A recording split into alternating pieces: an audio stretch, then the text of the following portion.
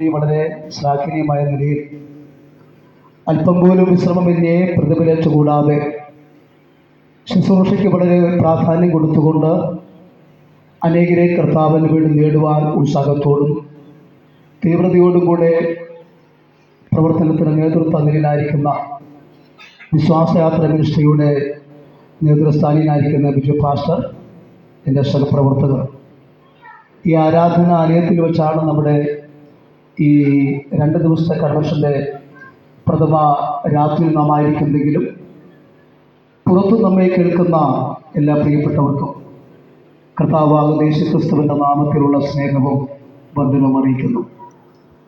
ഉദ്ഘാടന ശുശ്രൂഷ ഏറ്റവും ഹ്രസ്വമാണെങ്കിലും വചനത്തിൻ്റെ ആഴങ്ങൾ ദൈവാത്മാ പ്രേരിതമായി സംസാരിച്ചപ്പോൾ അല്പം കൂടെ സമയം കൂടെ മുൻപോട്ട് പോയാൽ നന്നായിരുന്നുവെന്ന് ഞാൻ ആത്മാർത്ഥമായി ചിന്തിച്ചു. അത് ഞാൻ പരസ്യമായി ഓർപ്പിക്കുന്നതിൽ എനിക്ക് സന്തോഷമുണ്ട്. പ്രത്യക്ഷമായി നോക്കുമ്പോൾ ദൈവത്തിൻ്റെ വചനമായി നിൽക്കുന്നത് ഞാൻ മാത്രമാണെങ്കിലും ശുശ്രൂഷയിൽ വളരെ അനുഗ്രഹമാകുന്ന നിലകളിൽ കർത്താവിൻ്റെ വേണ്ടി പ്രയോജനപ്പെടുന്ന വാത്സല്യ ദൈവദാസന്മാരുടെയും എൻ്റെ സഹോദരങ്ങളുടെയും പ്രാർത്ഥനയുടെ പിൻബലം ലഭിക്കുമെന്നുള്ള വലിയ ഉറപ്പിൽ വളരെ പ്രാർത്ഥനയോടെ വചന ശുശ്രൂഷ ഞാൻ സമാരംഭിക്കുകയാണ്. ഇന്ന് രാത്രിയിൽ പ്രത്യേകം നമ്മുടെ ആരാധനാലയത്തിലായതുകൊണ്ട് ശുശ്രൂഷ ആ രീതിയിൽ അവലംബിക്കുവാൻ ഞാൻ നിർബന്ധിതനാകുന്നു. വളരെ പ്രാർത്ഥനയോട് പ്രതീക്ഷയോട് നമുക്ക് ദൈവത്തിൻ്റെ സന്നിധിയിലായിരിക്കാം. പൗലോസ് പറയുന്നത്, വീണ്ടും ഞാൻ പ്രാഗൽഭ്യത്തോടെ സംസാരിക്കേണ്ടതിന് വേണ്ടി നിങ്ങൾ എനിക്ക് വേണ്ടി പ്രാർത്ഥിക്കണമെന്നുള്ളതാണ്. അങ്ങനെയെങ്കിൽ പൗലോസിൻ്റെ പേർ പോലും പറയുവാൻ യോഗ്യതയില്ലാത്ത ഞങ്ങൾ ക്രിസ്തുവിൽ ആശ്രയിച്ചുകൊണ്ട് വചനമായി നിൽക്കുമ്പോൾ തീരത്തിൽ ബലം വീണ്ടും ലഭിക്കേണ്ടതിന് വേണ്ടി പ്രാർത്ഥിക്കണമെന്ന് ഒരിക്കൽ കൂടി ഓർപ്പിക്കുന്നു. ഈ രാത്രിയിൽ ഒരുമിച്ചുള്ള നമ്മുടെ ധ്യാനത്തിൽ ഉപോദ്ബലകമായി 2 വേദഭാഗങ്ങൾ നമുക്ക് പ്രാരംഭത്തിൽ വായിക്കാം. എബ്രായ ലേഖനം 9-ാം അധ്യായം 28-ാമത് വേദഭാഗം, അതുപോലെ യൂദയുടെ ലേഖനം 14, 15 വേദഭാഗങ്ങൾ.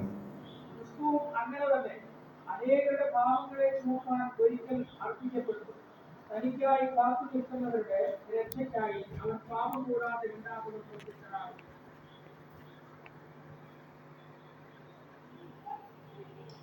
യൂദയുടെ ലേഖനം 14, 15 വേദഭാഗം.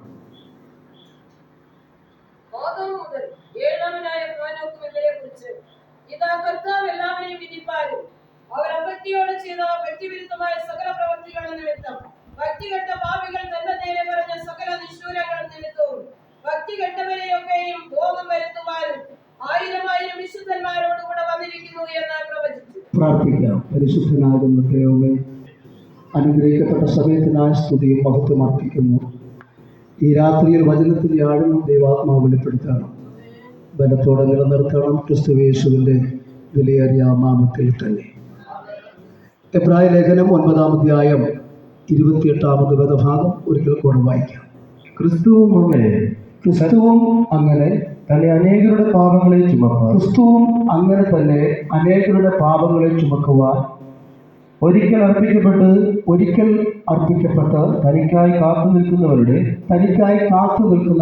രക്ഷയ്ക്കായി അവൻ പാപം കൂടാതെ രണ്ടാമതും പ്രത്യക്ഷനാകും. ക്രിസ്തുവിൻ്റെ 2ാം വരവ് എന്ന വിഷയത്തെക്കുറിച്ചാണ് ഇന്ന് രാത്രി ഒരുമിച്ച് നാം ധ്യാനിക്കുന്നത്. വളരെ ബൃഹത്തായിരിക്കുന്ന ഒരു വിഷയമാണെങ്കിലും ശുശ്രൂഷ പല സമയം ലഭിച്ചിട്ടുണ്ട്. അതിനനുസരിച്ച് അഭിഷേകങ്ങൾ വിചിന്തനം ചെയ്യുവാൻ കർത്താവിൽ ആഗ്രഹിക്കുന്നു. ക്രിസ്തുവിൻ്റെ രക്തമുഖാന്തരം വീണ്ടെടുക്കപ്പെട്ട വിശുദ്ധന്മാരുടെ ഭാവി പ്രത്യാശയിൽ ഏറ്റവും പ്രഥമ സ്ഥാനത്ത് നിൽക്കുന്നത് ക്രിസ്തുവിൻ്റെ 2ാം വരവാണ്. അതുകൊണ്ടാണ് പ്രതിസന്ധികളുടെ നടുവിലും പ്രതികൂലങ്ങൾ എത്രത്തോളം പ്രയാസകരമായി പിൻപിൽ വശങ്ങൾ നിന്നാലും വിശുദ്ധിയിൽ അലങ്കാരപ്പെടവ ധരിച്ചുകൊണ്ട് സിയോൻ പ്രയാണത്തിൽ മുൻപോട്ട് പോകുവാൻ നമുക്ക് ധൈര്യം ലഭിക്കുന്നത് ഭാവി ലഭിക്കുന്ന പ്രത്യാശ ഒന്ന് മാത്രമാണ്. വിശുദ്ധ ബൈബിൾ പ്രവചനങ്ങൾ കൊണ്ട് അലങ്കൃതമായ ഒരു ഗ്രന്ഥമാണ്. അതിശ്രേഷ്ഠമേറിയ ഈ ഗ്രന്ഥതലത്തിൽ വിലമതിക്കുവാൻ കഴിയാത്ത അനവധി പ്രാവചനിക സൂക്തങ്ങളുണ്ട്. പ്രധാനമായും 4 നിലകളിലുള്ള പ്രവചനങ്ങളാണ് വിശുദ്ധ ബൈബിളിലുള്ളത്. യഹൂദരെയും അവരുടെ രാഷ്ട്രമാകുന്ന പലസ്തീനെ കുറിച്ചുള്ള പ്രവചനങ്ങൾ, ലോകത്തിലെ ഇതര രാഷ്ട്രങ്ങളെയും ഇതര ജാതികളെയും സംബന്ധിക്കുന്ന പ്രവചനങ്ങൾ, ക്രൈസ്തവ സഭയെ സംബന്ധിച്ചുള്ള പ്രവചനങ്ങൾ, ലോകത്തിലെ വിവിധ സംഭവ വികാസങ്ങളെ കുറിച്ചുള്ള പ്രവചനങ്ങൾ.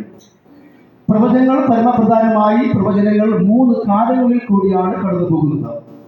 ഒന്ന് കഴിഞ്ഞത്, അടുത്തത് ഇപ്പോഴുള്ളത്, ഇനി വരുവാനുള്ളത് എന്ന് പറഞ്ഞാൽ ഭൂതം, ഭാവി, വർത്തമാനം ഈ തലങ്ങളിൽ കൂടെ പ്രവചനങ്ങൾ മുൻപോട്ട് പോകണം. അനവധി പ്രവചനങ്ങൾക്ക് ഈ ലോകം സാക്ഷ്യം വഹിച്ചിട്ടുണ്ട്. ചില പ്രവചനങ്ങൾ വാർത്താമാധ്യമങ്ങളിൽ സ്ഥാനം പിടിച്ചപ്പോൾ മറ്റു ചില പ്രവചനങ്ങൾ അനന്തവിഹായസിൽ പ്രതിഫലിച്ചു, പക്ഷേ പ്രയോജനപ്പെട്ടില്ല. പഴയ നിയമത്തിൽ രേഖപ്പെടുത്തിയ അനവധി പ്രവചനങ്ങൾ പുതിയ നിയമത്തിൽ നിറവേറി. പഴയ നിയമത്തിലും പുതിയ നിയമത്തിലും രേഖപ്പെടുത്തിയിരിക്കുന്ന ഒട്ടനവധി പ്രാവർത്തിക വാക്യങ്ങൾ ആനുകാലികമായി ഇന്ന് നമ്മുടെ കൺമുമ്പിൽ നിറവേറിക്കൊണ്ടിരിക്കുന്നു. പഴയ നിയമത്തിലും പുതിയ നിയമത്തിലും രേഖപ്പെടുത്തിയിരിക്കുന്ന ഇനിയും നിറവേറുവാൻ പോകുന്ന പ്രവചന സൂത്രങ്ങൾ നിവൃത്തി പന്ഥാവിൽ അതിന്റെ ലക്ഷ്യത്തിലേക്ക് ത്വരിതഗമനം ചെയ്യുകയാണ്. 1ഉം 2ഉം വരവിനെ കുറിച്ച് ക്രിസ്തുവിന്റെ 1845 പരം പ്രവചന വാക്യങ്ങളാണ് വിശുദ്ധ ബൈബിളിലുള്ളത്. ക്രിസ്തു കഴിഞ്ഞാൽ ഏറ്റവും അധികം ബഹുമാനിക്കപ്പെടുന്ന അപ്പോസ്തലനായ പൗലോസ് സ്നാനത്തെക്കുറിച്ച് കേവലം 13 ഭാഗങ്ങളിൽ മാത്രം അത് ഓർപ്പിച്ച് അവസാനിപ്പിക്കുമ്പോൾ, ക്രിസ്തുവിന്റെ മടങ്ങിവരവ് എന്ന് പറയപ്പെടുന്ന ഏറ്റവും അർത്ഥവത്തായ പ്രത്യാശ നിർഭരമാകുന്ന കാര്യങ്ങളെക്കുറിച്ച് 50-ൽ പരം പ്രാവശ്യം വിശുദ്ധ ബൈബിളിൽ രേഖപ്പെടുത്തിയിട്ടുണ്ട് എന്നുള്ളത് സുദൃഢമാകുന്ന വസ്തുതയാണ്. കർത്താവാകുന്ന യേശുക്രിസ്തുവിന്റെ വരവിനോടുള്ള ബന്ധത്തിൽ പ്രധാനമായും 4 നിലകളിലുള്ള ലക്ഷണങ്ങൾ വിശുദ്ധ ബൈബിളിലുണ്ട്. 1 പ്രപഞ്ചപരമായി, 2 രാഷ്ട്രീയപരമായി, 3 ധാർമ്മികപരമായി, അടുത്തത് വചനത്തിന്റെ ആഴങ്ങൾ വെളിപ്പെടുത്തുമ്പോൾ എത്രത്തോളം മേൽക്കരമായി ഇതെല്ലാം കൈകാര്യം ചെയ്തിരിക്കുന്നു എന്നുള്ളത് സ്മരണീയമാണ്. കർത്താവാകുന്ന യേശുക്രിസ്തുവിന്റെ വരവിനെ കുറിച്ച് ആദ്യമായി പ്രവചിച്ചത് ഹാനോക്കാണ്. യൂദയുടെ ലേഖനം 14-15 വേദഭാഗത്തിൽ 7ാം തലമുറക്കാരനാകുന്ന ഹാനോക്ക് എന്ന് ആരംഭിച്ച് രേഖപ്പെടുത്തുമ്പോൾ ഹാനോക്കിന്റെ പ്രത്യേകത പരമപ്രധാനമായും 4 കാര്യങ്ങളിൽ ഒതുക്കുകയാണ്. 1 ദൈവത്തോട് കൂടെ നടന്നു, 2 ദൈവത്തോട് സംസാരിച്ചു, അടുത്തത് പരമപ്രധാനം ദൈവത്താൽ ഹാനോക്ക് എടുക്കപ്പെടുവാൻ സാധ്യമായി തീർന്നു. ഇവിടെ കർത്താവാകുന്ന യേശുക്രിസ്തു രണ്ടാമത് വരും എന്നുള്ള പ്രത്യാശയുടെ വാക്കുകൾ പ്രത്യക്ഷമായും പരോക്ഷമായും ഹ്രസ്വമായും സുദീർഘമായും പ്രത്യാശയോടെ നാം പ്രസ്താവിക്കുമ്പോൾ അത് വിശ്വസിക്കാത്ത വലിയൊരു സമൂഹം ഇന്ന് നമ്മുടെ നയനങ്ങൾക്ക് ഗോചരീഭവിക്കുകയാണ്. ഇത് കേവലം പറഞ്ഞു പഴകിയ വാക്കുകളാകുന്നുവെന്നും യേശുക്രിസ്തു ഒരിക്കലും ഇനി മടങ്ങി വരികയില്ല എന്നും അത് കേവലം ചിന്തകൾ ആയി മാത്രം ഒതുങ്ങുന്നു എന്ന് പ്രസ്താവിക്കുമ്പോൾ യേശുക്രിസ്തുവിന്റെ രണ്ടാമത്തെ വരവ് എന്നുള്ളത് കേവലം ചിന്തകളോ കേവലം ഓർമ്മയോ മാത്രമല്ല, അത് ഉറപ്പ് നമുക്ക് നൽകുകയാണ്. യേശുക്രിസ്തു രണ്ടാമത് വരും എന്നുള്ള ഉറപ്പ് നമുക്ക് ലഭിക്കുന്നത് ക്രിസ്തുവിന്റെ 1ാം വരവിനെ കുറിച്ച് രേഖപ്പെടുത്തിയ പ്രവചന വാക്യങ്ങളിൽ ഒരു ചെറിയ വ്യത്യാസം പോലും സംഭവിക്കാതെ അത് നിവൃത്തി പന്ഥാവിൽ എത്തി എന്നുള്ളതാണ്. കർത്താവാകുന്ന യേശുക്രിസ്തു ജനിക്കുന്നതിന് വർഷങ്ങൾക്ക് മുൻപ് പ്രവാചക ശ്രേഷ്ഠനാകുന്ന മീഖ പ്രാവചനിക കുഴൽക്കട അടിക്കൂടി പ്രവചന കുഞ്ഞിനോട് പ്രസ്താവിക്കുന്നത് എങ്ങനെയാ? നീയോ ബേത്ലഹേം എഫ്രാത്തേ, നീ യഹൂദ സഹസ്രങ്ങളിൽ ചെറുതായിരുന്നാലും ഇസ്രായേലിന് അധിപതിയായി ഇരിക്കേണ്ടവൻ എനിക്ക് നിന്നിൽ നിന്ന് ഉത്ഭവിച്ചു വരും. അങ്ങനെ പ്രവചനം. അനേക പ്രവചനങ്ങൾ നിവൃത്തി പന്ഥാവിലെത്താതെ അത് നഷ്ടപ്പെട്ടു പോയപ്പോൾ യേശുക്രിസ്തുവിന്റെ പ്രഥമ 1ാം വരവിനെ കുറിച്ച് വർഷങ്ങൾക്ക് മുമ്പ് പ്രവചിച്ച പ്രവചനങ്ങൾ ആയതുപോലെ തന്നെ നിറവേറുവാൻ സാധ്യമായി. നീയോ ബേത്ലഹേം എഫ്രാത്തേ, യഹൂദ സമൂഹങ്ങളിൽ ഏറ്റവും ചെറുതാണ് നീയെങ്കിലും മാനവജാതിയെ പാപത്തിൽ ഉദ്ധരിക്കുവാൻ യുഗപരമായും ചരിത്രപരമായും സാംസ്കാരികപരമായും സാമൂഹികപരമായും എല്ലാ നിലകളിലും യോജിച്ച നിമിഷം കർത്താവാകുന്ന യേശുക്രിസ്തു ബേത്ലഹേമിൽ ജനിച്ചുവെന്ന വിശുദ്ധ ബൈബിൾ ആസന്നമായി വെളിപ്പെടുത്തുകയാണ്. അതുകൊണ്ടാണ് ലോകത്തിന് നടുവിലും ദുഃഖത്തിന് നടുവിലും മാനസിക സംഘർഷങ്ങൾ, പ്രതിസന്ധികൾ, പ്രതികൂലങ്ങൾ മുൻപിൽ പിന്നിൽ വശങ്ങളിൽ എത്രത്തോളം പ്രയാസമായി വന്നാലും ഓരോ നിമിഷവും ക്രിസ്തുവിനെ ആശ്രയിച്ചുകൊണ്ട് മുൻപോട്ട് ചൂണ്ടുവയ്ക്കുന്ന ഭക്തിയെ പ്രേരിപ്പിക്കുന്ന ഒരു ഘടകമെന്ന് പറയുന്നത് ദൈവത്തിന്റെ വചനം. അത് ഉള്ളതുപോലെ സംസാരിക്കുന്ന വചനമാണ്. അതിന് വള്ളിക്കെങ്കിലും പുള്ളിക്കെങ്കിലും മാറ്റം സംഭവിക്കുകയില്ല. പരിഭാഷകളിൽ ചെറിയ ലഘുവാകുന്ന തെറ്റുകൾ ഉണ്ടെങ്കിലും വിഷയാസ്പദമായ ചെറിയ തെറ്റുപോലും ഇതിൽ ഉണ്ടാകാത്തതിന് കാരണം ഇത് ദൈവത്തിന്റെ വചനമാണ്. ഇത് ഉയരത്തിലെ വചനമാണ്. ഇത് ദൈവിക സന്തോഷം നൽകുക. ഇത് മാനവ സമൂഹത്തിന് നിലനിൽക്കുന്ന സമാധാനം നൽകുന്ന, നിലനിൽക്കുന്ന സന്തോഷം നൽകുന്ന, നിത്യജീവനം പ്രാപിപ്പാൻ എന്തു ചെയ്യണമെന്ന ചോദ്യത്തിന് വ്യക്തമാകുന്ന നിലയിൽ മറുപടി നൽകുന്ന ഓരോ ഗ്രന്ഥമുണ്ട്. അത് വിശുദ്ധ ബൈബിൾ മാത്രമാണ്.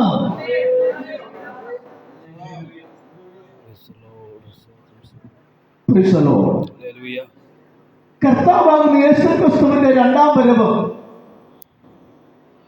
അങ്ങനെയൊന്നും സംഭവിക്കുകയില്ല എന്ന് ചിന്തിക്കുന്ന വലിയൊരു സമൂഹമുള്ളപ്പോൾ ചിന്താസ്വാതന്ത്ര്യമാക്കുന്നുണ്ടല്ലോ.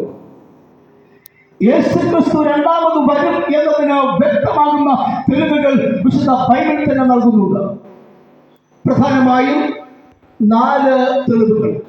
ക്രിസ്തുവിന്റെ രണ്ടാം വരവിന്റെ ഉറപ്പ് എന്ന് പറഞ്ഞ തെളിവുകൾ തന്നെ നമുക്ക് വായിക്കാം. വിശുദ്ധ മത്തായിയുടെ സുവിശേഷം 26-ാം അധ്യായം 64-ാമത്തെ ഭാഗം.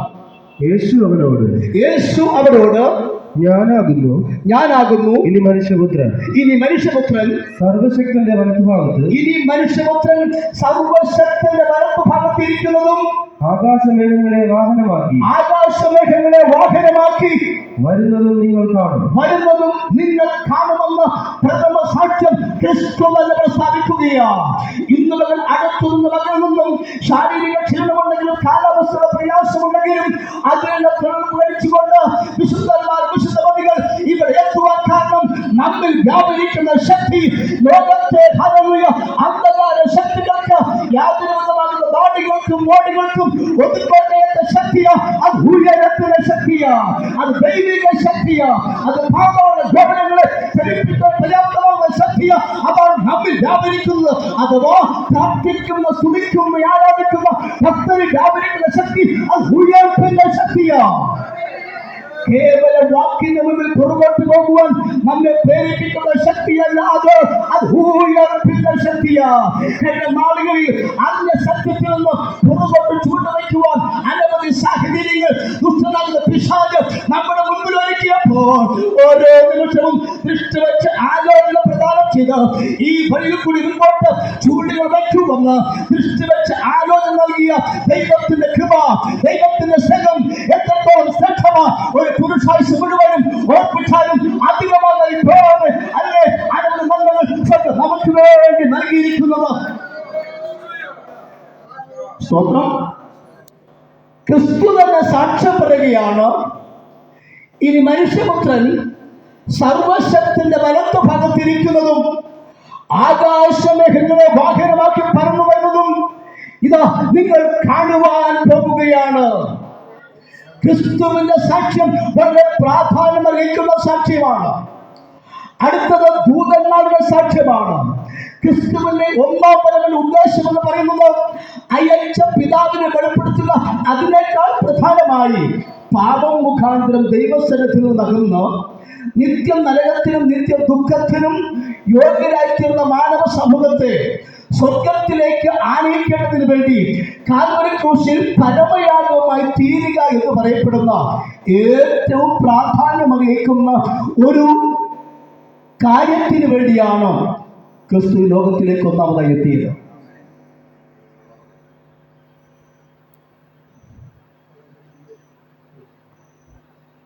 തിരുവഴുത്തിന് പ്രകാരം ജനിച്ച് ജീവിച്ച് മരിച്ച് അടക്കപ്പെട്ട് ഉയർത്തെഴുന്നേറ്റ കർത്താവ് സന്തത സഹചാരികളായി എപ്പോഴും സഞ്ചരിക്കുന്ന ശിഷ്യന്മാരുമായി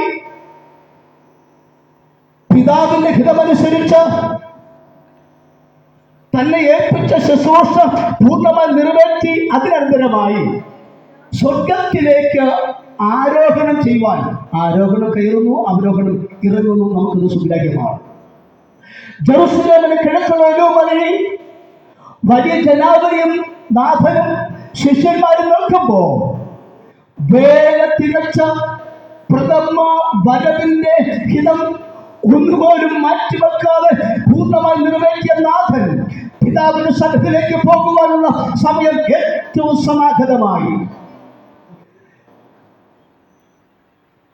പിതാവിനത് സന്തോഷമാണെങ്കിലും കർത്താവിനത് സന്തോഷമാണെങ്കിലും സന്തത സഹചാരിയായി ഏത് സന്ദർഭങ്ങളിലും തങ്ങളോടൊപ്പം ഉണ്ടായിരുന്ന നാഥൻ പോകുന്നു എന്നുള്ള യാഥാർത്ഥ്യം പറഞ്ഞപ്പോൾ നിശ്ചയമായും ശിഷ്യവൃന്ദങ്ങൾക്ക് ദുഃഖമുണ്ടായിട്ടുണ്ട്.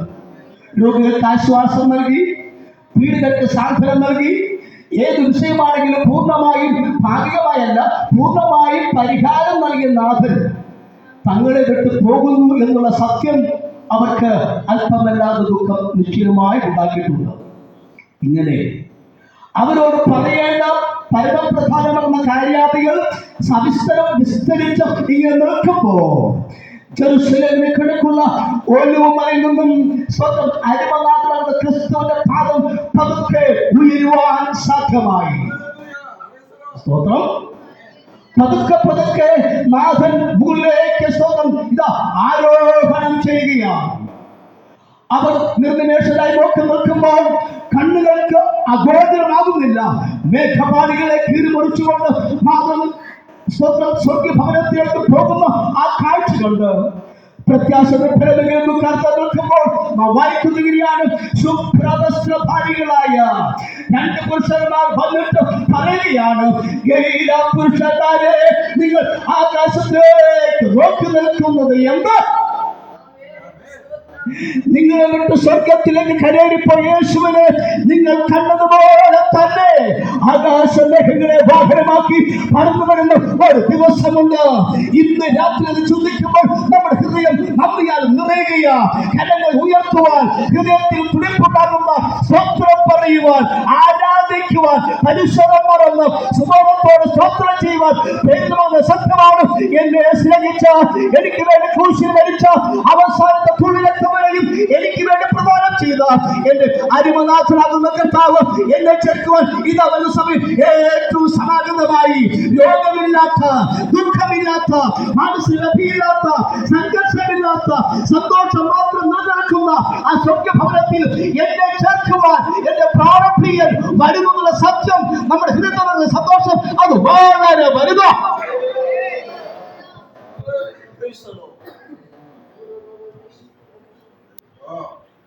ശുഭ്രവസ്ത്രധാരികളായ ദൂതന്മാർ പ്രസ്താവിക്കുകയാണ്, നിങ്ങളെ വെട്ടിപ്പോൾ നിങ്ങളുടെ കൺമുൻപിൽ നയനങ്ങൾക്ക് ഗോചര ഭവിക്കുന്ന നിലവിൽ സ്വർഗത്തിലേക്ക് കടന്നുപോയ യേശുവിനെ യാത്രയാകുന്ന നിങ്ങൾ കണ്ടതുപോലെ തന്നെ ആകാശമേഘങ്ങളെ വാഹനമാക്കി പറന്നു വരുന്ന ഒരു വലിയ ദിവസമുണ്ട്.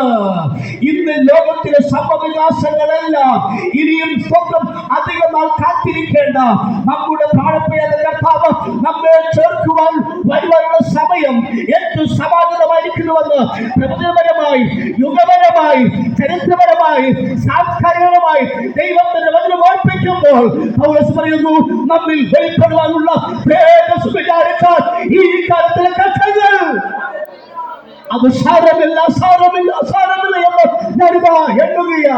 കർത്താവിന്റെ നാമത്തിന്റെ മഹത്വത്തിന് വേണ്ടി രഹസ്യമായും പരസ്യമായും വിവിധ നിലകളിൽ പാടുകളേറ്റ, വില കൊടുത്ത, മറ്റുള്ളവരെ പലപ്പോഴും പറയുവാൻ താല്പര്യമില്ലാതെ കർത്താവിന്റെ ന്യായത്തിന് വേണ്ടി പ്രവർത്തിക്കുമ്പോഴും അനവധി ശൂന്യതകൾ, അനവധി വേദനകൾ അനുഭവിക്കുന്ന വിശുദ്ധന്മാരെ നമ്മിൽ വെളിപ്പെടുവാനുള്ള ഒരു തേജസ്സുണ്ട്. അതോർക്കുമ്പോൾ കഴിഞ്ഞ കാലത്തിലെ ഇപ്പോൾ അനുഭവിക്കുന്ന കഷ്ടങ്ങൾ അത് സാരമില്ല എന്ന് അറിയാനും ദൈവാത്മാവ് പ്രേരിപ്പിക്കുന്നതുകൊണ്ട് മാത്രം അനുഭവത്തിലെ ചില വാക്കുകൾ. ഇന്നേക്ക് 10 വർഷങ്ങൾക്ക് മുൻപ് വരെ വാഹനത്തിൽ നിന്ന് പറയുക ഏകദേശം 9.5 കിലോമീറ്റർ ഏതു സമയത്തും ആന വരുന്ന സ്ഥലത്തുകൂടെ സ്കൂളിൽ പഠിക്കുവാൻ, അംഗനവാടിയിൽ മറ്റുമൊക്കെ പഠിക്കുവാൻ പ്രായമായ എളിയ മകനെയും ഈ ചുമലിൽ വഹിച്ചുകൊണ്ട് കർത്താവിന്റെ മഹത്വമേറിയ ശുശ്രൂഷയ്ക്കായി ഇടുക്കി ജില്ലയിൽ ഒരു പ്രത്യേക ഭാഗം മാത്രം പാർക്കുന്ന മേമാരി എന്ന സ്ഥലത്തേക്ക് പോയ ദിവസങ്ങൾ എനിക്ക് ഇന്നും മറക്കാൻ സമയമായിട്ടില്ല. വചന ശുശ്രൂഷയുടെ സമയത്ത് ഇത് സംസാരിക്കണമെന്ന് ദൈവാത്മ പ്രേരിപ്പിക്കുമ്പോൾ മാത്രമേ ഞാൻ അനുഭവത്തിൻ്റെ ചുരുളുകൾ അഴിക്കാറുള്ളൂ. 3 മക്കളെയാണ് ദൈവം ഞങ്ങൾക്ക് നൽകിയത്. 2 പെൺകുട്ടികൾ, എളിയത് മോൻ. എൻ്റെ ഏറ്റവും ഇളയായിരിക്കുന്ന റോബിയുടെ പിതാവിൻ്റെയും മാതാവിൻ്റെയും ഒക്കെ സംരക്ഷണയിൽ എൻ്റെ മൂത്ത 2 പെൺകുട്ടികളെയും ഏൽപ്പിച്ചിട്ട് വാഹനത്തിൽ നിന്നിറങ്ങി 9.5 കിലോമീറ്റർ ഏത് സമയത്ത് മഴ വരുന്ന മേമാരി എന്ന സ്ഥലത്ത് മഹത്വമേറിയ ദൈവിക ശുശ്രൂഷയ്ക്ക് വേണ്ടി പോയ ഒരു ശരത്കാലം. വാഹനത്തിൽ നിന്നിറങ്ങി ഒരു 2 കിലോമീറ്റർ കഴിയുമ്പോൾ നഴ്സറിയിൽ മാത്രം പഠിക്കുന്ന പ്രായമായ എൻ്റെ ഏറ്റവും വലിയ മകൻ എന്നോട് ഒരു ചോദ്യം ചോദിക്കാറുണ്ട്. അതെനിക്കറിയാം. ആ ചോദ്യം എൻ്റെ മനസ്സിൽ വളരെ വേദന ഉളവാക്കുന്നത് കൊണ്ട് മറ്റു പല കാര്യങ്ങളും ഞാൻ ബുദ്ധിയോട് സംസാരിക്കും. പിള്ള മനസ്സിൽ കള്ളമിരിക്കില്ല എന്നാണല്ലോ പഴഞ്ചൊല്ല്. അതൊന്നും വകവയ്ക്കാതെ എന്നോട് മോൻ ചോദിക്കും, പപ്പ ഇന്നും നമ്മൾ നടന്നാണോ മേമാരിക്ക് പോകുന്നത്? മൂർച്ചയുള്ള ആയുധമായി എൻ്റെ ഹൃദയത്തിൽ മുറിപ്പെടുത്തുന്നതിനേക്കാൾ വലിയ വേദനയാണ്. മോൻ്റെ കവിളിൽ 2 ഭാഗങ്ങൾ ചുമന്നിരിക്കും. ഞാൻ കർച്ചപ്പെടുത്ത മോൻ കാണുന്നത് എൻ്റെ കണ്ണിൽ തുടച്ച് ഞാൻ പറയും, പപ്പ മോനെ എടുത്തുകൊള്ളാം. യാത്രയ്ക്ക് വേണ്ടി പാൻ്റെ മുട്ടിനുടനെ ചെറുക്കും. ദിവസം സാരി ഇല്ലത്ത് ഇങ്ങനെ കുത്തി ഇങ്ങനെ റെഡിയാക്കും. വനാന്തരത്തിൽ കൂടെ യാത്രയിൽ ഞാൻ മോനെ ഈ ചുമലിൽ വെക്കും. മോനെ നോക്കും, ആന വരുന്നുണ്ടോ എന്ന്. വചനത്തെ മുൻനിർത്തി എനിക്ക് പ്രസ്താവിക്കാം. ബികോം കഴിഞ്ഞപ്പോൾ 2 വർഷം കഴിഞ്ഞ എൻ്റെ ഏറ്റവും വലിയ മകൻ 1, 2, 3, 4 ക്ലാസ്സുകളിൽ പഠിച്ചിട്ടില്ല. ഇത് കഷ്ടതയൊന്നുമല്ല, അനുഭവത്തിൽ ചില വാക്കുകൾ. എൻ്റെ മോൻ്റെ അതേ പ്രായമുള്ള കുട്ടികൾ പുത്തുടുപ്പുകൾ, ബാഗുകൾ മറ്റും തോളിൽ തൂക്കി അവർ സ്കൂളിലേക്കും മറ്റുമൊക്കെ പോകുമ്പോൾ കർത്താവിൻ്റെ നാമത്തിൻ്റെ മഹത്വത്തിന് വേണ്ടി വനാന്തരത്തിൽ ഞങ്ങൾ ശുശ്രൂഷ ചെയ്യുകയാണ്. എത്ര സന്ദർഭങ്ങളിൽ അവിടെ ഞങ്ങൾ ശുശ്രൂഷയിലിരിക്കുമ്പോഴും ദൈവങ്ങളുടെ കൺവെൻഷനിലുമൊക്കെ ശുശ്രൂഷ പന്തിയും അവസരങ്ങൾ നൽകുന്നതുകൊണ്ട് ഏറ്റവും അപകടകരമാകുന്ന സ്ഥലം ഞാൻ കഴിഞ്ഞു മനസ്സിലാക്കില്ലെങ്കിലും ഡ്രസ്സ് ധരിച്ചു പോയി യാത്ര ചെയ്യുമ്പോൾ ദിവസത്തിൽ മനസ്സിലാകും. അങ്ങനെ അപകട മേഖല ചൊറിയൻ തണ്ട്, ഈ പ്രിയപ്പെട്ടവരൊക്കെ അവിടെ പോയിട്ടുണ്ട്. ആന ചൊറിയൻ തണ്ട് എന്ന് പറയുന്ന സ്ഥലം, അവിടെ കഴിഞ്ഞിട്ട് അപകടമില്ല. അവിടെ ഞാൻ കയറി പോകുന്ന സമയം വരെയും എൻ്റെ ഭാര്യ ഇങ്ങനെ മണിക്കൂറുകളോളം നോക്കി നിൽക്കും. ഇത് കഷ്ടതയൊന്നുമല്ല, അനുഭവം. ഹൃദയമാർദ്രമാകുന്ന, കണ്ണുകൾ ആർദ്രമാകുന്ന അനുഭവങ്ങൾ. അവിശ്വസ്തന്മാരെ ഇങ്ങനെ അനവധി അനുഭവത്തിന്റെ ചുരുളുകൾ നിങ്ങൾക്ക് അഴിക്കുവാനുള്ളത് എനിക്കറിയാം. പക്ഷേ പൗലോസ് പറയുന്നത് എങ്ങനെയാ? നമ്മിൽ വെളിപ്പെടുവാനുള്ള തേജസ് വിചാരിച്ചാൽ ഈ കാലത്തിലെ കഷ്ടങ്ങൾ അത് സാരമേറിയതാലും ഒരു വാക്കുകൾ കുഴപ്പമില്ല. നമ്മെ ഇവിടെ ആരും ഉദ്ധരിപ്പാനും പ്രോത്സാഹിപ്പിക്കുവാനും പ്രോത്സാഹനജനകമാകുന്ന ഒരു വാക്ക് പോലും പറയുവാനില്ല. എങ്കിലും 1000 വിശുദ്ധന്മാരുടെ നടുവിൽ അന്ന് ഹല്ലേലൂയ പ്രതിഫലം ലഭിക്കുമ്പോൾ ലോകം വെറുത്തോർപ്പില്ല, നാം അന്ന് അറിയുകയാണ്. 1000 തേജസ്സുകളുടെ മുമ്പിൽ ഇപ്പങ്ങളുടെ പ്രതീക്ഷയിൽ കർത്താവിന്റെ രാജ്യത്തിന് വേണ്ടി ദൈവത്തിന്റെ അഭിഷക്തൻ, ദൈവത്തിന്റെ ദാസന്മാർ, അതിലെ ഭാര്യ, അതുപോലെ മക്കൾ ഒക്കെ അനുഭവിച്ച അനവധി അനുഭവങ്ങൾക്ക് 1000 വിശുദ്ധന്മാരുടെ നടുവിൽ പ്രതിഫലം ലഭിക്കുന്ന ആ ശുഭദിനം ഓർക്കുമ്പോൾ നമ്മുടെ ഹൃദയം നന്ദിയാൽ നിറയുകയാണ്.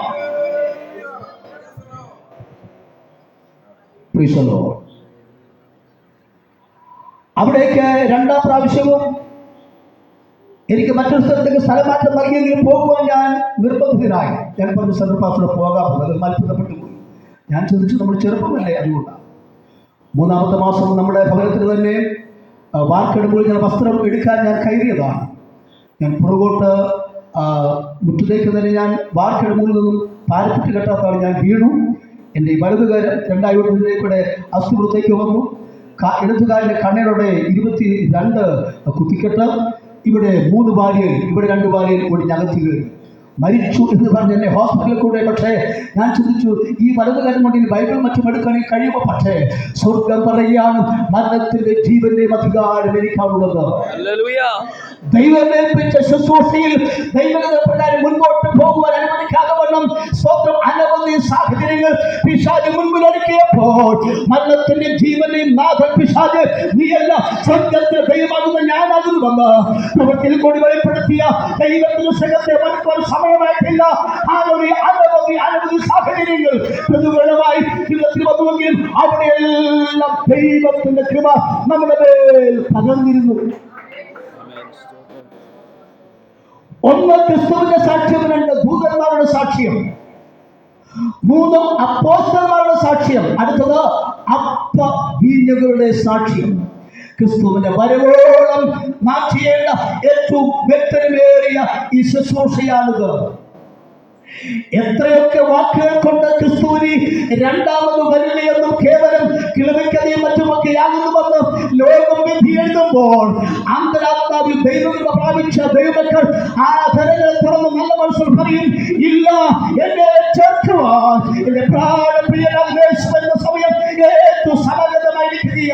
ദുഃഖമില്ലാത്ത, രോഗമില്ലാത്ത സ്വർഗീയ മാനവങ്ങൾ ജീവിക്കുമ്പോൾ ഈ കാലത്തിൽ കഷ്ടമൊന്നും അത് സാരമില്ലെന്ന് നൽകാൻ പൂർണ്ണമായി എണ്ണുകയാണ്. സ്തോത്രം. 1 തെസ്സലോനിക്കർ 4:16 ഭാഗം നമുക്ക് വായിക്കാം. 1 തെസ്സലോനിക്കർ 4:16.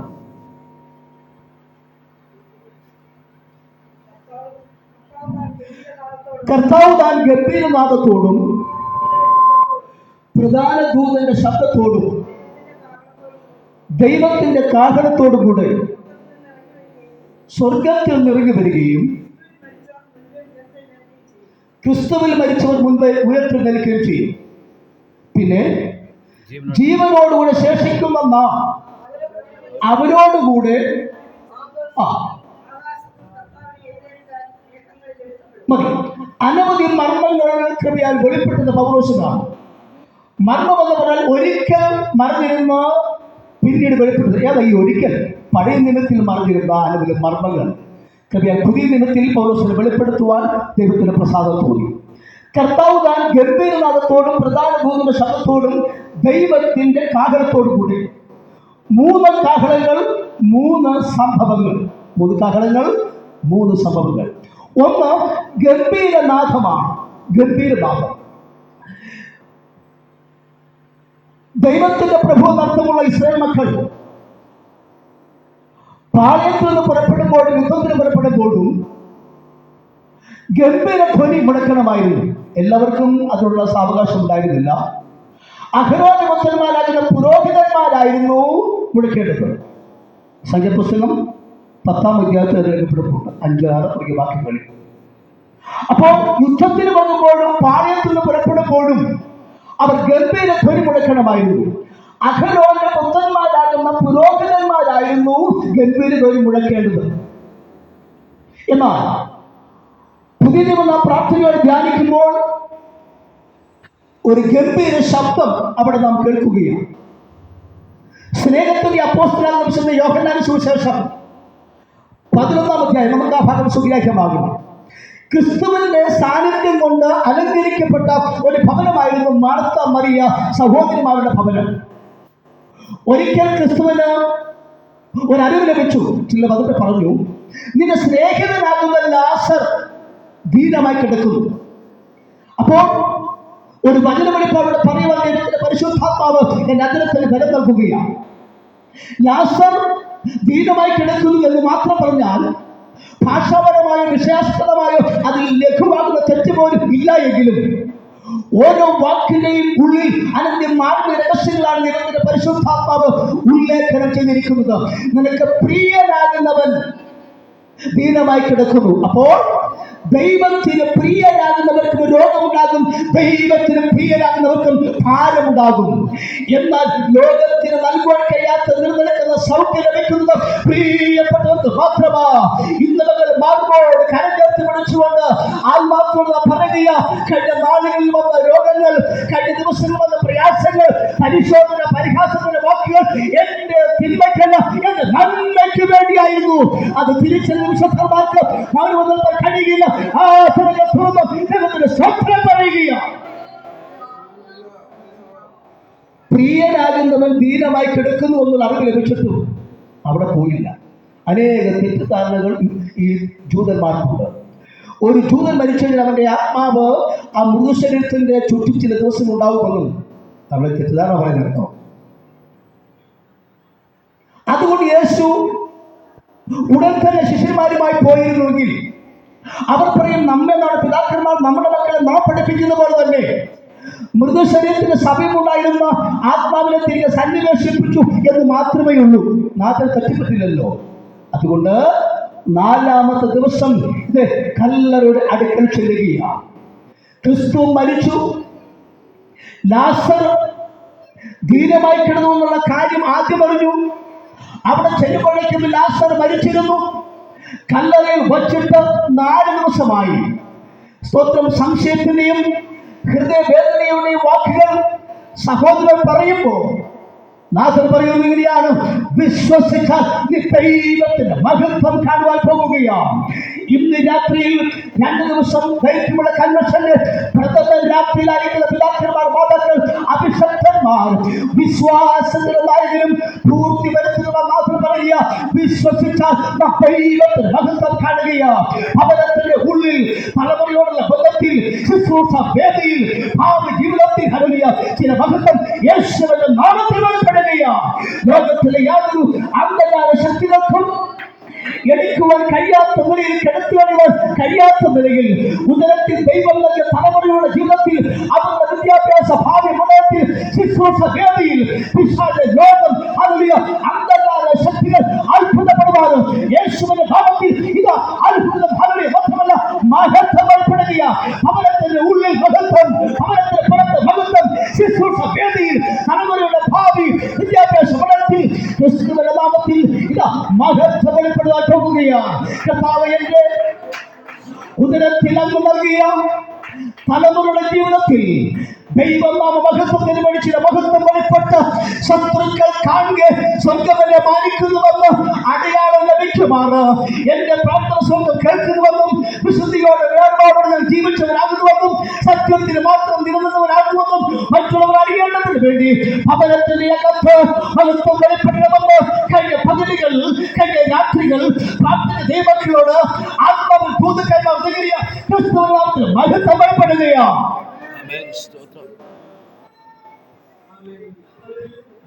ഞങ്ങൾ സഹോദരങ്ങൾ 6 പേരാണ്. 4 ആൺകുട്ടികൾ, 2 സഹോദരിമാർ. കവിയൽ 14-ാമത്തെ വയസ്സിൽ മണർകാട് AV സ്കൂളിൽ ദൈവത്തിൻ്റെ വചനം പഠിപ്പാൻ ദൈവം എനിക്ക് ഭാഗ്യം നൽകി. അതിനുശേഷമാണ് എൻ്റെ അനുജൻ കർത്താവിൻ്റെ മഹത്വം ഒരു ശുശ്രൂഷയ്ക്കായി ദൈവത്താൽ തിരഞ്ഞെടുക്കപ്പെട്ടത്. ഞങ്ങൾ 4 ആൺകുട്ടികളും 2 സഹോദരിമാരും ഭവനത്തിലുണ്ടായിരുന്നുവെങ്കിലും വർഷങ്ങൾക്ക് മുൻപ് കൊടുങ്ങൂർ ആനിക്കാട് നിന്നും ഞങ്ങളുടെ പിതാവൊക്കെ ഹൈറേഞ്ചിലേക്ക് പാർക്കുവാനെത്തിയതാണ്. എല്ലാ ശനിയാഴ്ചയും റാന്നിയിൽ നിന്നും ഇപ്പോൾ നിത്യത്തിൽ ആയിരിക്കുന്ന തമ്പി മാത്യു എന്ന പാസ്റ്റർ ഞങ്ങളുടെ ഒരു ഭവനത്തിൽ മാത്രം മുൻപിൽ കഴിവുള്ള അദ്ദേഹം അവിടേക്ക് വരും. അന്ന് രാത്രി ശ്രമിക്കും. ഞായറാഴ്ച പകൽ അച്ഛനും അമ്മയും വല്ലവി 3 പേർ, ഞാൻ ഉദ്യോഗസ്ഥമായിരിക്കും. ഞങ്ങൾ ഇങ്ങനെ 6 പേർ 7 വർഷം ആ ഭവനത്തിൽ ആരാധന നടത്തി. ഇപ്പോൾ സ്ഥലമൊക്കെ നമുക്ക് പ്രത്യേക ഹൈറേഞ്ചാണ് ഉള്ളതുകൊണ്ട് ആരാധനാലയത്തിൻ്റെ സ്ഥലം നൽകി. അതെല്ലാം സന്തോഷപ്രദമാണെങ്കിലും പിതാവിൻ്റെയും മാതാവിൻ്റെയും എൻ്റെയും ജീവിതത്തിൽ ഏറ്റവും വലിയ ദുഃഖം എന്ന് പറയുന്നത് എൻ്റെ ജ്യേഷ്ഠൻ മുഖാന്തരം അനേക സന്ദർഭങ്ങളിൽ, അനേക സ്ഥലങ്ങളിൽ ഞങ്ങൾ ദുഃഖാർത്ഥരായിത്തീർന്നു, ഞങ്ങൾ ലജ്ജിതരായിത്തീർന്നു. അയോധ്യകളിൽ പ്രാവീണ്യം നേടുവാൻ താല്പര്യമുണ്ടായിരുന്നതുകൊണ്ട് ഏറ്റവും ചെറിയ പ്രായത്തിൽ മുതൽ തന്നെ കരാട്ടെ, ചൈനീസ് കുംഫു, കളരി ഇതൊക്കെ ദീർഘവർഷങ്ങൾ പഠിച്ച ജ്യേഷ്ഠൻ. ആരുടെയും ഒരു പ്രയാസങ്ങൾക്ക് അങ്ങോട്ട് പോകില്ല, ഇങ്ങോട്ട് വന്നാൽ ഒരു ചൂട് പോലും പുറകോട്ട് വയ്ക്കില്ലായിരുന്നു അദ്ദേഹം. രാത്രി ഒരു നിശ്ചിത സമയം കഴിഞ്ഞ് വരുവാൻ വൈകിയാൽ അമ്മ മുറ്റത്ത് നിന്ന് കയറില്ല. കാരണം നൊന്ത വയറ്റിലെ അന്തം പായത്തുള്ളൂ. ജ്യേഷ്ഠനെ കണ്ടെങ്കിൽ മാത്രമേ അമ്മ ഭവനത്തുള്ളിലേക്ക് കയറുകയുള്ളൂ. ഒരു രാത്രി നഞ്ചക്കിൻ്റെ പ്രാക്ടീസ് കഴിഞ്ഞ് ജ്യേഷ്ഠൻ ഭവനത്തിലേക്ക് വരുമ്പോൾ 11 രാത്രി ഭക്ഷണം കഴിക്കുവാൻ അടുക്കളയിലേക്ക് വളരെ വേഗതയിൽ പോകുമ്പോൾ അടുത്ത മുറിയിൽ നിന്നും ഒരു ശബ്ദം കേൾക്കുകയാണ്. ഇത് വിളിച്ചോണ്ടാ പറയുന്നത്: ദൈവമേ, ആയുധങ്ങൾ കയ്യിലെടുക്കുന്നതിൻ്റെ മൂത്ത മകനെ ഒരു ദൈവത്തിന് ദാസനായി കാണാൻ ഈ മാതാവിന് കഴിയില്ലേ? അത് പ്രാർത്ഥനയല്ല, ജന്മം നൽകി വളർത്തി വലുതാക്കിയ ഒരു മാതാവിൻ്റെ ഹൃദയ തകർച്ചയുടെ വാക്കുകൾ ആയിരുന്നു. ഭക്ഷണം കഴിപ്പാൻ അടുക്കളയിലേക്ക് പോയ ജ്യേഷ്ഠൻ അതേ വേഗതയിൽ മടങ്ങി വന്നു. ആയുധമെടുത്തു, ഒരു സ്ഥലത്ത് അവിടെ വെച്ചു. ഇടവഴിയിൽ മുട്ടുകുത്തി അന്ന് കർത്താവിന് രക്ഷിതാവും കർത്താവുമായി സ്വീകരിച്ചു. ഇതാണ് പ്രാർത്ഥനയുടെ ശക്തി. പകലുകൾ രാത്രികൾ ഭേദം കൂടാതെ തലമുറയോർത്ത് ഭവനത്തെയോർത്ത് പരസ്യമായും രഹസ്യമായും അനവധി വിഷയങ്ങൾ ദൈവകരങ്ങൾ സമർപ്പിച്ചുകൊണ്ട് പ്രവർത്തിക്കുന്ന മാതൃഹൃദയമേ, പ്രാർത്ഥനയുടെ മറുപടി ഉണ്ട്. ഇന്നല്ലെങ്കിലും നാളെ ഓരോ കണ്ണീരും തുരുത്തിനും ശേഖരിച്ച് മറുപടി നൽകുന്ന ഒരു സ്വർഗ്ഗത്തിൽ ദൈവമുണ്ട്. ഒരു തുള്ളി കണ്ണീരിപ്പോൾ നഷ്ടമാവില്ല, ഒരു തുള്ളി കണ്ണീരിപ്പോൾ വൃഥാലാപമായി തീരുകയില്ല.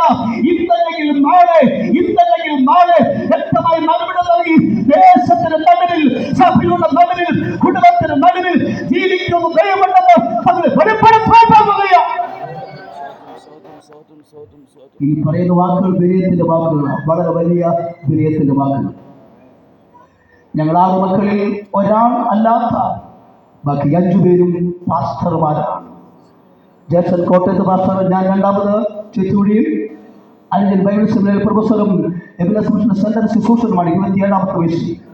അതിനിടെ 5 കെട്ടിടത്തിലെ ജോലി, അതിനിടെ സഹോദരി IPC മുണ്ടക്കയം, അതിനിടെ സഹോദരി ഭർത്താവ് ന്യൂ ഇന്ത്യ തിരുവല്ല. ഇത്ര സന്തോഷമാണല്ലേ? എന്നാൽ ഞങ്ങൾക്ക് വേണ്ടി പ്രാർത്ഥിച്ച് ഞങ്ങളുടെ മനസ്സിലെ മാതാവ് ദൈവത്തിന് സമയമായി 4 മാസങ്ങൾക്ക് മുൻപ് സ്തോത്രം സ്വർഗീയ ഭവനത്തിലേക്ക് പോയി. പകലുകൾ രാത്രി എന്നവരുടെ ഭേദം കൂടാതെ കണ്ണുനീരാധാരമാക്കി പ്രാർത്ഥിക്കുന്ന വിശുദ്ധന്മാരെ, നിങ്ങളുടെ പ്രാർത്ഥന മറുപടികൾ സ്വർഗ്ഗം നിങ്ങൾക്ക് വളരെ നൽകുവാൻ പോകുകയാ. ഒരു വാക്ക് പോലും മാറുകയില്ല, ഒരു നിമിഷം പോലും തീരുകയില്ല. ദൈവസ്ഥലം ഒരിക്കൽ കണ്ണത് ഒരിക്കലും നഷ്ടമല്ല, അത് ലാഭമായി തീരുവാൻ പോകുകയാണ്.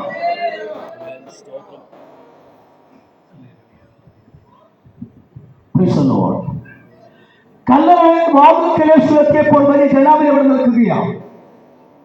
പരീക്ഷന്മാരുടെ വലിയ സമൂഹമുണ്ട്. പലർക്കും രോഗസൗഖ്യം നൽകി അനേകരെ ഉയർപ്പിച്ചു. പക്ഷേ ലാസറുടെ ബന്ധത്തിൽ എന്താണ് ഇങ്ങനെ വിവിധ അഭിപ്രായം, വിവിധ നിലയിലുള്ള മനോഭാവങ്ങൾ. കൂടുതലൊന്നും സംസാരിച്ചില്ല, ദൈവദത്തമായ ചില വാക്കുകൾ മാത്രം നാഥൻ പറഞ്ഞു. കല്ല് നീക്കുവിൽ എന്ന് യേശു പറഞ്ഞു. കല്ല് നീക്കി. നാഥന്റെ താപിൽ നിന്നും ഗംഭീര ശബ്ദം മുഴങ്ങുകയാ, ലാസറേ പുറത്തു വരിക. ഒരു നിമിഷം പോലും പുറത്തു വരുവാൻ അനുമതിയമല്ലാതെ അല്പം പോലും വെളിച്ചമില്ലാത്ത ഇരുൾമറവിൽ ലോകമോ സാഹചര്യമോ അന്ധകാര ശക്തിയോ ഒരു ഭക്തനെ ഒതുക്കിയാലും ഓർത്തുകൊള്ളുക, ലോകത്തിൽ നിന്ന് ഒതുക്കുവാൻ കഴിയില്ല, ദേശത്തിൽ നിന്ന് ഒതുക്കുവാൻ കഴിയില്ല, അന്ധകാര മണ്ഡലത്തിന് പ്രാർത്ഥിക്കുന്ന ഒതുക്കുവാൻ കഴിയില്ല. ഇന്നല്ലെങ്കിൽ നാളെ യേശുവിന്റെ സാന്നിധ്യം അവിടെ ഉണ്ടാവും. പരിഹസിച്ച് നിന്ന് മാത്രമാക്കി തീർത്ത ജനത്തിന്റെ നടുവിൽ നിന്നുകൊണ്ട് തന്നെ നിന്നെ പുറത്തു വരുന്ന ഒരു സമയമുണ്ട്, ഒരു ദൈവമുണ്ട്.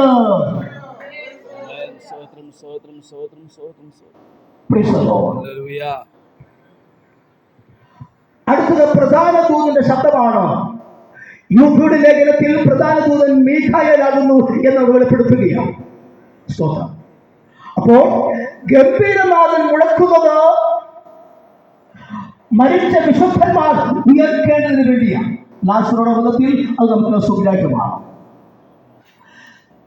കർത്താവ് ഗംഭീരനാഥത്തോടും പ്രധാന ദൂതന്റെ ശബ്ദത്തോടും പ്രധാന ദൂതൻ മീഖായേലാകുന്നുവെന്ന് അവിടെ യൂദ വെളിപ്പെടുകയാണ്. പ്രധാന ദൂതനാകുന്ന മീഖായേൽ എന്ന് വെളിപ്പെടുത്തിയിട്ടുണ്ട്.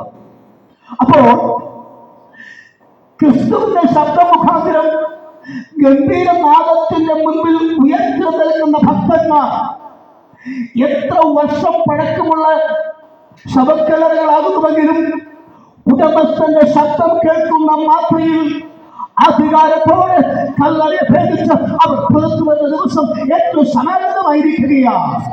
അന്ന് നമ്മെ താൽക്കാലിക കഴുതിയിലാക്കി നമ്മുടെ ഭവനത്തിൽ നിന്ന് നമ്മെ വിട്ട് പോയിരിക്കുന്ന നമ്മുടെ പിതാവിനെ, നമ്മുടെ മാതാവിനെ, നമ്മുടെ പ്രിയപ്പെട്ടവരെ അത് നാം കാണും. അത് തേജസ്കരിക്കപ്പെട്ട ശരീരവുമായി. അപ്പോൾ മരിച്ച വിശുദ്ധന്മാർ ഉയർത്ത, ജീവനോടുകൂടെ ശേഷിക്കുന്ന വിശുദ്ധന്മാർ രൂപാന്തരം പ്രാപിച്ച് നാഥനെ എതിരേൽക്കുവാൻ മേഖലയിലേക്ക് നാം പോകുമ്പോൾ, സാത്താന്റെ നഗരിയിൽ കൂടി നാം സഞ്ചരിക്കുമ്പോൾ അവിടെ വഴിതടയും അന്ധകാര ശക്തികൾ. അപ്പോൾ അവരെ തോൽപ്പിക്കേണ്ടതിന് വേണ്ടി പ്രധാന ദൂതനാകുന്ന മീഖായേൽ പ്രധാന ശബ്ദം അവിടെ പുറപ്പെടും. പെട്ടിരിക്കുകയാണ്. ലോകത്തിലെ ഒരു ശക്തികൾക്കും ലോകത്തിലെ ഒരു വ്യക്തികൾക്കും ഒതുക്കുവാൻ കഴിയില്ല പ്രാർത്ഥിക്കുന്ന ഭക്തന്മാരെ. കഴിഞ്ഞ പല ദിവസങ്ങളും കഴിഞ്ഞ നാളുകളിലൊക്കെ സ്വന്തം കേവലം ചില പ്രത്യേക സന്ദർഭങ്ങളിൽ തോൽവി സംഭവിച്ചു എന്ന് തോന്നിയാലും ഇല്ല, ദൈവത്തിന്റെ ബലമുള്ള കരങ്ങളിൽ അഭിപ്രാപിക്കുന്ന പ്രാർത്ഥിക്കുന്ന വിശുദ്ധന്റെ ജീവിതത്തിൽ സ്വന്തം അവർക്ക് വേണ്ടി ജയം നൽകുവാൻ പോകുകയാണ്. വീണ്ടെടുപ്പിന്റെ നാൾ ഏറ്റവും അടുത്തിരിക്കുന്നു. നിത്യവീട്ടിൽ നാം ചേരാറായി, നമ്മുടെ കാവൽ വരാറായി, നാം പോകാറായി, പരിഹാസങ്ങൾ മാറാറായി, പരിശുദ്ധനാകുന്ന കർത്താവിനെ നാം കാണാറായി. അതുകൊണ്ട് ഈ ദിവസങ്ങളിൽ നമ്മൾ അനുഭവിക്കുന്ന ലഘുവാകുന്ന പ്രതിസന്ധികളൊന്നും നമ്മുടെ ജീവിതത്തിൽ നിന്ന് പുറകോട്ട് കൊണ്ടുപോകാൻ പര്യാപ്തമാകരുത്.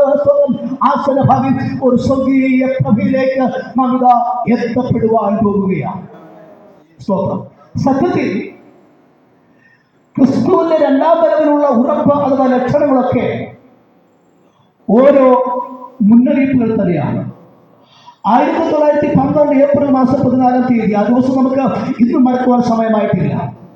അന്നുവരെ ലോകം കണ്ട ഏറ്റവും വലിയ ആഡംബര കപ്പലാകുന്ന ടൈറ്റാനിക് ഇംഗ്ലണ്ടിലെ സതാബ്ദ തുറമുഖത്തു നിന്നും അതിന്റെ പ്രഥമ യാത്രയിലാണ്. ലക്ഷ്യം ന്യൂയോർക്ക്. പത്രപരസ്യം വഴിയെത്തിയ ധനികരും കലാകാരന്മാരുമായിരുന്നു പ്രഥമ യാത്രയിലെ സഖാംഗങ്ങൾ. ഈ കപ്പലിന്റെ ശില്പികൾ ഇതിന് പേര് നൽകി ആർക്കും തകർക്കാൻ കഴിയാത്തത്. 10 പരം ബലവത്തായ ഒരു പാടുകൾ കൊണ്ടാണ് ഈ ടൈറ്റാനിക് നിർമ്മിച്ചത്. യാത്ര തിരിച്ച് 3-ാമത്തെ ദിവസം അർദ്ധരാത്രിയിൽ പ്രധാന ക്യാപ്റ്റനായ സ്മിത്തിന് ഒരു വയറുള്ള സന്ദേശം ലഭിച്ചു. ഉത്തര ധ്രുവത്തിൽ നിന്നും ഒഴുകി വരുന്ന ഒരു കൂറ്റൻ മഞ്ഞുമല അറ്റ്ലാന്റിക്കിൽ കൂടി ദിശ അറിയാതെ ഒഴുകി നടക്കുന്നു. നിങ്ങളുടെ കപ്പലിന്റെ ദിശ മാറ്റുക. ഉടൻ മറുപടി ഉണ്ടായി, ദിശ മാറ്റില്ല, കാരണം ഇത് ടൈറ്റാനിക്കാണ്. അർദ്ധരാത്രി, വ്യക്തമായി പറഞ്ഞാൽ 11. അപ്പോൾ ടൈറ്റാനിക് കുറുകിയിട്ടില്ല. വാദ്യം, ഘോഷം, നൃത്തം എല്ലാം. പെട്ടെന്ന് ടൈറ്റാനിക് നാടി വരുന്നു. സൈറൻ മുഴങ്ങി. വിനോദഗാനം വിലാപഗാനമായി. ആത്മനാഥത്തിന്റെ ശബ്ദം പ്രകൃതിയിൽ പ്രകമ്പനം കൊണ്ടു എന്ന് പറഞ്ഞാൽ മതി. വളരെ വേഗതയിൽ വന്ന മഞ്ഞുമലയുടെ ഇടിയുടെ ആഘാതത്താൽ ടൈറ്റാനിക് രണ്ടായി പിളർന്നു. അസാമാന്യ വേഗതയിൽ ജലം അതിലേക്ക് പ്രവേശിച്ചു. രക്ഷിക്കണമെന്നുള്ള ആർത്തനാദം പ്രകൃതിയിൽ പ്രകമ്പനം കൊണ്ടു എന്ന് പറഞ്ഞാൽ മതി.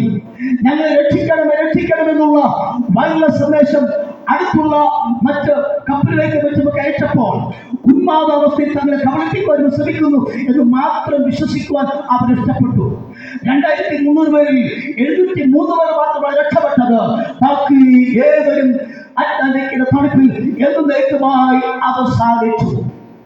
ലോകം ഇന്ന് ഏത് നിലയിൽ സംസാരിച്ചാലും ഒരു കാര്യം സത്യമാണ്, നമ്മുടെ പ്രാണപ്രിയന്റെ വരവ് ഏറ്റവും ആസന്നമായിരിക്കുകയാണ്. ഇന്ന് രാത്രി ഒരു നിമിഷം നമുക്കെല്ലാം ദൈവസ്ഥലിൽ ഏറ്റു നിൽക്കാം. ഇനിയും ദീർഘനാളുകൾ നാം കാത്തിരിക്കേണ്ട ആവശ്യമില്ല.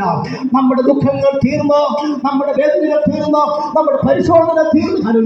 നിത്യ യുഗങ്ങൾ നമ്മളോട് ചേർന്ന് നമ്മൾ സ്വപ്രണിയായി പോകുകയാണ്. 1000 വിശുദ്ധന്മാരെ ലഭിച്ച് 1000 വിശുദ്ധന്മാരോട് ചേർന്ന് വിശുദ്ധിയിൽ വേർപാട് ആരാധിക്കുന്ന, സ്വപ്നം ചെയ്ത് മനസ്സിലാക്കുന്ന വിശുദ്ധി വേണ്ടി നമുക്ക് തന്നെ നമ്മെ പൂർണ്ണമായി നമുക്ക് ഏൽപ്പിച്ചു കൊടുക്കാം. ഇതിനകത്ത് നമുക്ക് ഏൽപ്പിക്കാം. കർത്താവ് അതിനു വേണ്ടി ഞാൻ ഒരുങ്ങിയിട്ടുള്ളൂ. കഴിഞ്ഞ ദിവസങ്ങളേക്കാൾ അധികമായി, കഴിഞ്ഞ നിമിഷങ്ങളേക്കാൾ അധികമായി അതിനുവേണ്ടി എന്നെ ഒരുക്കണമെന്ന നിമിഷം നമുക്ക് ദൈവത്തോട് പ്രാർത്ഥിക്കാം. നമ്മുടെ പ്രത്യാശാനാഥൻ നമ്മെ ചേർക്കുന്ന സമയം ഏറ്റവും സമാഗമമായിരിക്കുകയാണ്. നമ്മുടെ ശുശ്രൂഷയുടെ വിശുദ്ധിയോടെ വേർപാടോടെ കർത്താവിന് വേണ്ടി നിലനിർത്തുന്ന കേസോട്ടം 1000 തേജസ്സുകളിൽ നമ്മെ മാനിക്കുന്ന ഒരു നല്ല ദിവസമുണ്ട്. ആ പ്രത്യാശ ഓർക്കുമ്പോൾ ഈ ദിവസം അനുഭവിക്കുന്ന വേദനകൾ ഒന്നും സാരമില്ല എന്ന് നല്ല മനസ്സോട് നോക്കുകയാണ്. ഉയർക്കും വിശുദ്ധരെല്ലാം കാകണനാദം കേട്ടിടുമ്പോൾ വിശുദ്ധരെല്ലാം കാകണനാദം കേട്ടിടുമ്പോൾ